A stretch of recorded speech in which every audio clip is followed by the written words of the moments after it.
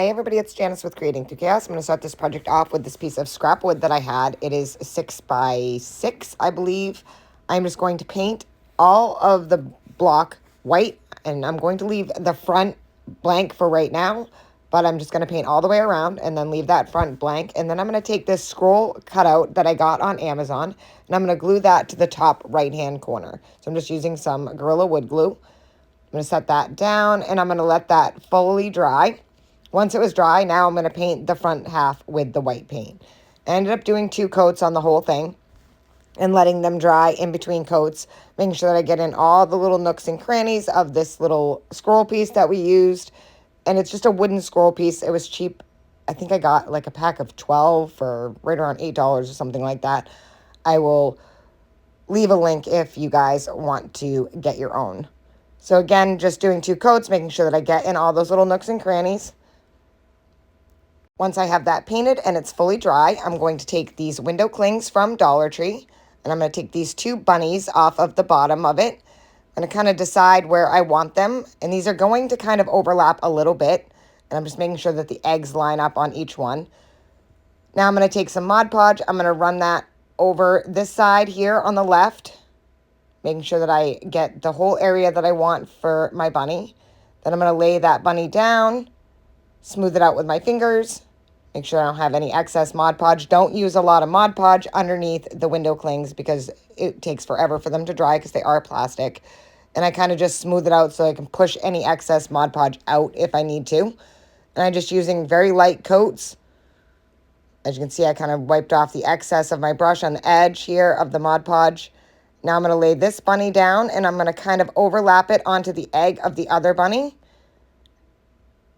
Add some Mod Podge where needed if you didn't get all of it. And then I'm just going to let those thoroughly dry. Once they were dry, I'm going to sand off the excess of the window clings that kind of hung over the side. Just pulling those off. And I'm going to sand all the way around all of the edges of this whole piece.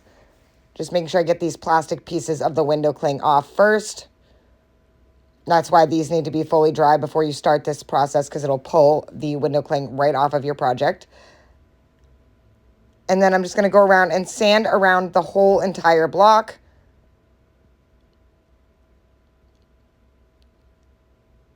And just kind of pull out some of that raw wood all the way around.